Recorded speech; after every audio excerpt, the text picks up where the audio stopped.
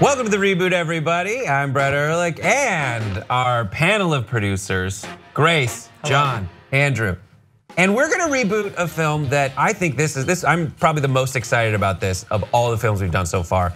It is known also as Fishtar, the colossal flop, Waterworld. Kevin Costner stars, produced, he's uncredited as a director, but also had a large hand in forming this film. Now we're gonna kind of bring it back to your mind, remind you of what it's like. Lawrence, our producer, recut a modern version of it that looks like this. Jesus! Do you want to give these here take small hydro? Small cup hydro? Every year, it gets worse. The dead gardens, these windmills that don't work, this place, this whole way of living, it's ending. Goes to berries, leaves to vine, these turn into trees. So it's a good trailer, right? Yeah, it's a good trailer. Bad movie. You guys all saw Waterworld. Did you only recently see it, or did you see it around the time it came out? Long time ago. Yeah. I've seen it a long time ago, and then I rewatched it. I'm falling in and out of sleep because it's long for doing this. Yeah. I did not rewatch it because I wanted to approach the possible reboot the way that the potential audience of the reboot would approach it. They saw it 20 years ago and haven't seen it since. Gotcha. Andrew? I've watched it a few times in the last several years, but I did not feel the need to rewatch it immediately before doing this. Good call, But that boys. trailer was great. Good The trailer was great. I think that trailer does a really good job of just reminding you all the weird stuff that's in the movie. Which I like the movie, by the way. I don't love it, but I think it's okay. Yeah, it's fine. A lot of Okay, that was not all of the weird stuff though, because that did not feature the opening scene of Kevin Costner drinking his own pee or anything about his gills. Yeah, I was waiting for when are they gonna mention the gills and that discovery. Let's not forget, he is a mutant. He's a mutant. Also, one of the best small characters in a movie ever is the guy who lives in a boat down in the gasoline on the tanker Oh, and yeah. is just so happy when death finally takes him. I love that guy. Okay, so we're gonna get to our pitches. We'll start with Grace. Oh, damn it. You want to reboot. You're probably the most experienced panelist. Am I? You're equal with Andrew. Okay, full disclosure, I've been very stumped on doing this. And I think actually to your point, John, watching the movie didn't help. I thought I was like, I'm stumped, I'll watch it, it'll give me an idea. And I watched it, I was like, oh my God, huge pile of shit. Anyway, so here's what I would like to reboot. Here's what I want to preserve. I want to preserve the tone because I think that that's really cool. And the world, let me take that back. I don't want to preserve the tone of that movie. What I want to preserve is the world that they live in. I think that's really cool, and I like how they're kind of ambiguous about how it got there. I know at the opening sequence it kind of insinuates that the ice caps have melted, but they don't really get into it that much. It's like, this is Waterworld, this is how life is, and I do like that. So that's what I want to do. With that said, I think I want to do like full Mad Max on this, where it's all chaos, it's all lawless, and you don't really need an explanation because we're gonna knock it out of the park so much that you're just gonna buy it, which Waterworld didn't really do. So what I want is that they're people who are in power because they have resources, like maybe they go down and they scuba dive, they have scuba gear, and they can get things from the world when there was Earth and when there was dry land, and they just hoard that over those who are less powerful. The whole thing with dirt being currency never jived for me, so I want to throw that out. I want it to just be more, again, sort of like how they had in Mad Max. It's like, this person is powerful and they are in control of their subservient other beings. So I want to do that. And what I also want to explore is, so the men in this world of the reboot, they've started dying out, and men are infertile, and women are not giving birth to boys anymore. So it's Waterworld and it's women world, and it's all just these Amazonian badass women who are surviving, but they also know, and this leads into where I want the story to sort of go, that they're all going to die. That basically live as comfortably as you can, do whatever you need to get there, because the world is ending. These are just the people who happen to survive, because women are only giving birth to other women. And even that is like, we're gonna all die out. The population is not gonna do well.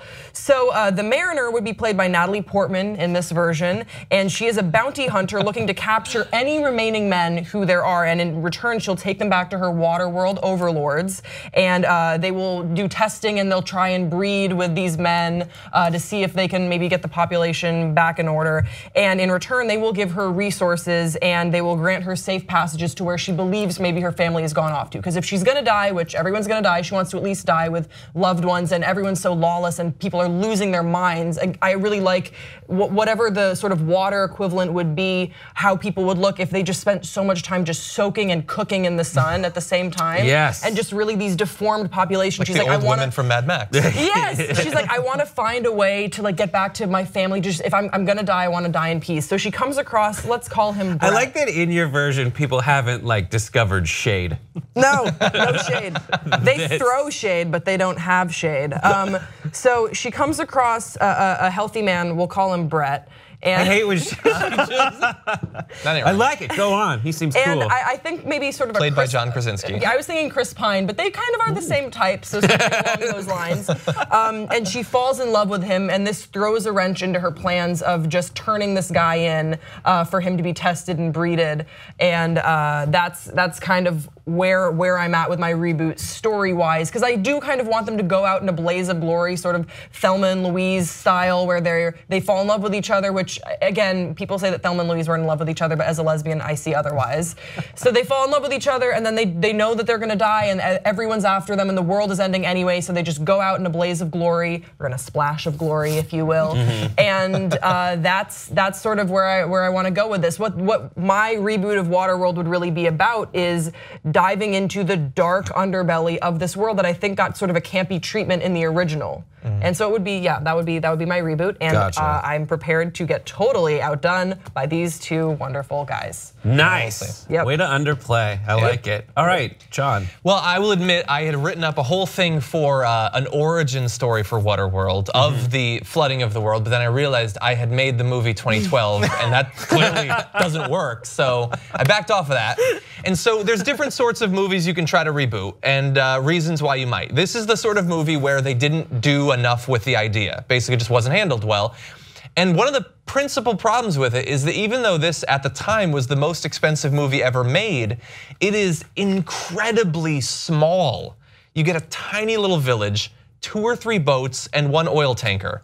And that's it, that's the whole thing in this entire world. And what I think is true is that the world could be flooded by the ice caps being flooded and everything, but it's not gonna happen in one day, which means you can prepare.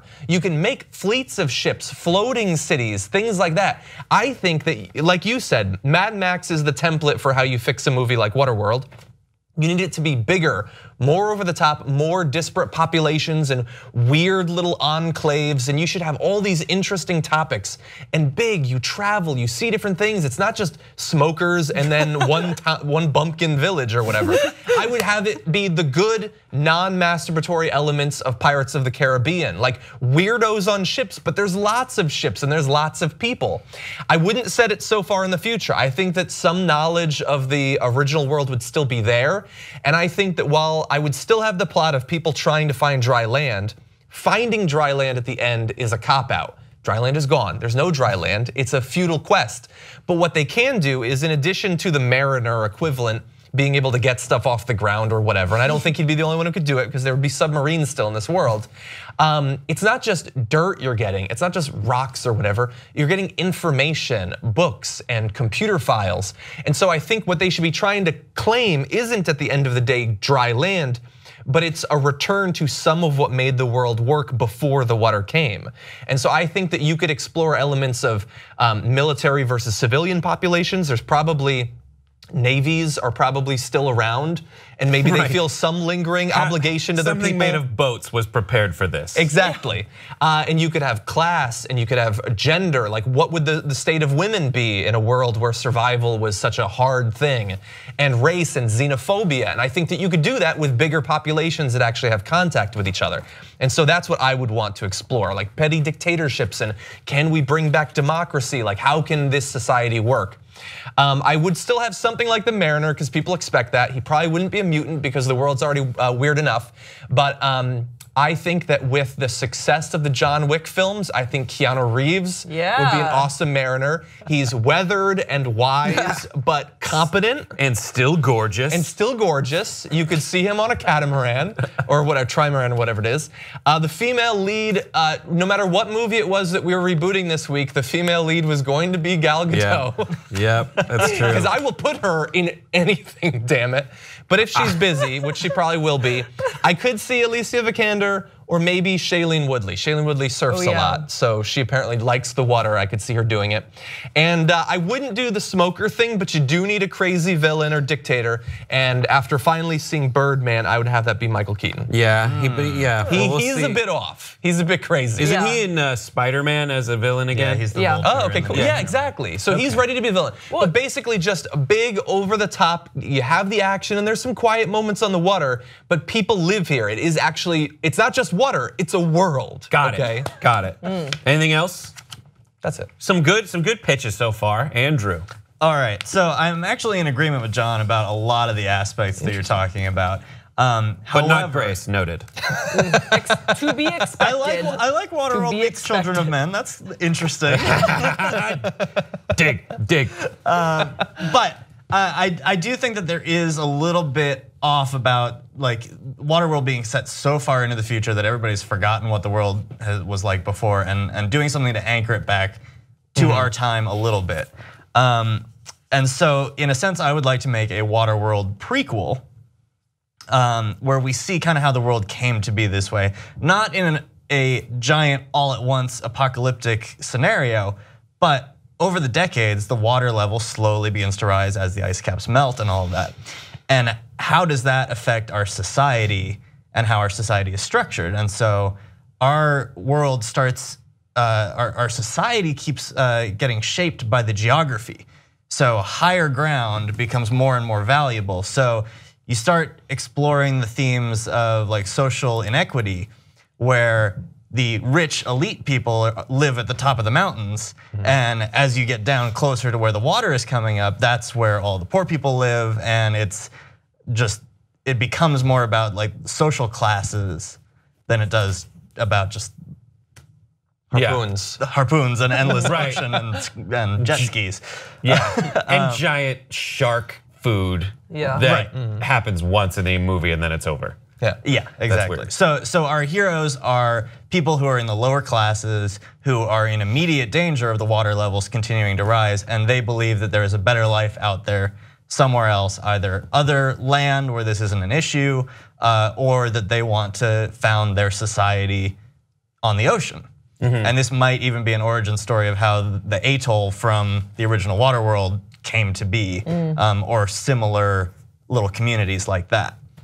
So who are our characters? Do you have like a Mariner type? But I guess since it's a prequel, you don't need it. But yeah, so we don't need to directly tie it in to the original narrative of the Waterworld. I think the key thing here is having a director that can really execute this vision of a totally crazy world, somebody who understands science fiction and also deeper societal themes and themes about poverty. And I think Neil Blomkamp is the perfect director for this. As you were describing who you were, I was thinking him, I think it'd be amazing. That also opens the door to having Charlton Copley as a fantastic over-the-top villain of some sort, possibly a smoker that they encounter, or maybe he's king of the mountain where everybody's living. And I think our rugged, charismatic scoundrel who we follow as he's departing this world to find a better life out on the ocean somewhere, Diego Luna. Yeah, I like him so much.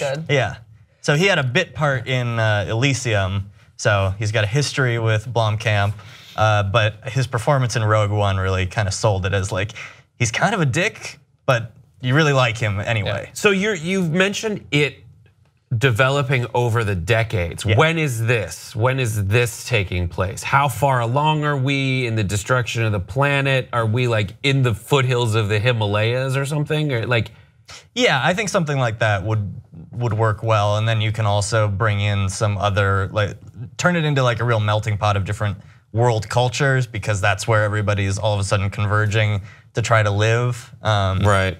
So a question for your reboot, because it is a prequel and it is already so much more fleshed out than the actual movie, if you were to title it, would you even have Waterworld in the title? Because I'm almost nervous when we're talking about rebooting it. It would be hard to put the stamp of Waterworld on it because people would have all these sort of weird expectations. Why are you rebooting this? And with your idea, like Waterworld Origins, I feel like people would be like, what? That's like something that like the whole like lead up to it, it's called something else. Yeah. And then the last thing in the movie after never mentioning Waterworld is Waterworld Origins. Yeah. And then everyone's like, when mine was gonna be an origin story, it was gonna be Waterworld Rising. Waterworld. It's tied in with so it. So you do think it's important to tie in the actual name of the thing that I think so, because I think this is where you start beginning to see those aesthetics of all the rusty sheet metal being put together, because in order to get off of this land, they're gonna have to somehow make a raft. Yeah, I think you're right, but I just think with anyone who's seen the movie, they're gonna be like, why is there a Waterworld? And they're like, just give it a chance. Right. Here's the thing: it's is Waterworld Rising. My thought about that is you get to this, like, when is that breaking point when we go off into nowhere? Like, it has to end of Act 1.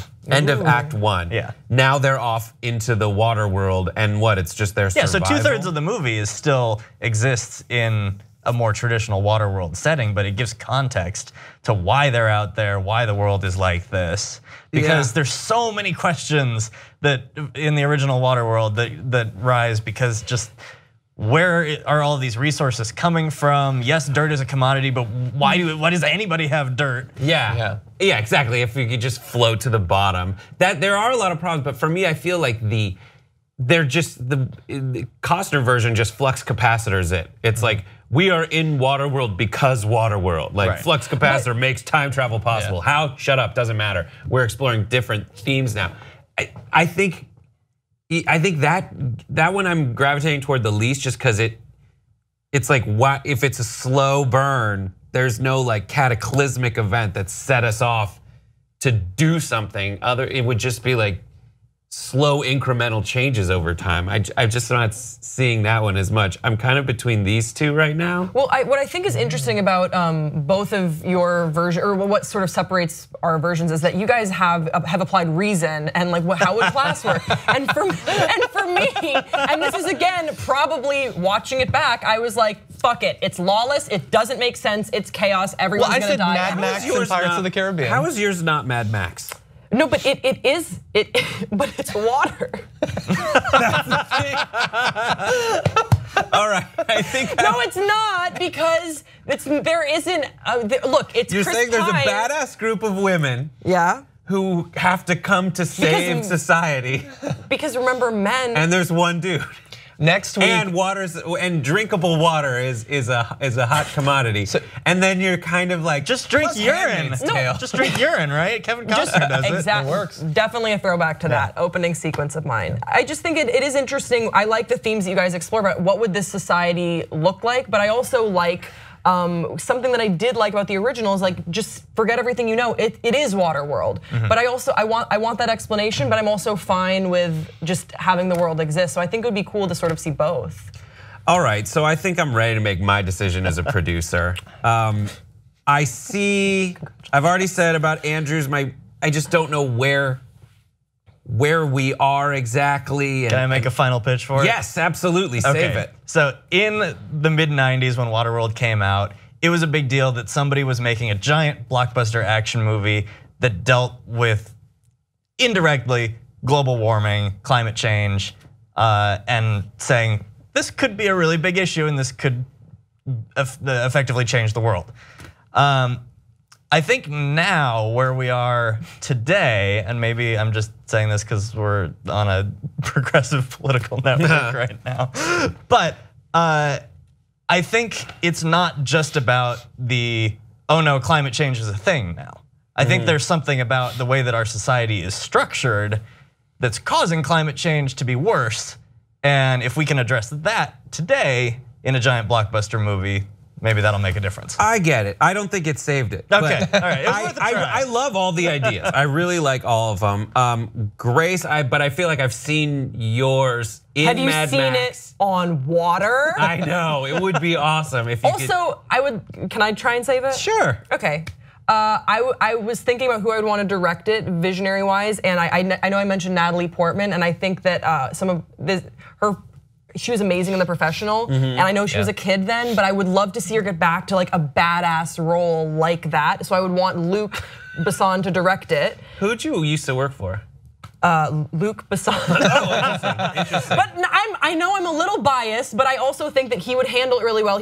I love how he's always treated his female characters in his work, so I think that's great. And I think he's very good at creating worlds and incorporating practical effects and CGI. So I think that he would be really cool to direct it. And just having, I know that there's like a badass in Natalie Portman. Like I want to see her have that action hero moment. And I think that we saw that with Charlize Theron, and that's what made Mad Max so cool. But this would be different because it's water and Natalie Portman. So who directs yours? Do you know? Do you have someone in mind? Yeah, no. I don't really know directors. I like John's the most. I think I like John's the most. John wins the reboot. I'm gonna fund John's film just because it really gives you an opportunity to explore a more realistic version of this weird dystopia at a point far enough past it where you don't have to deal with the ridiculousness of the central premise as that was presented in the original movie. So I give John the green light.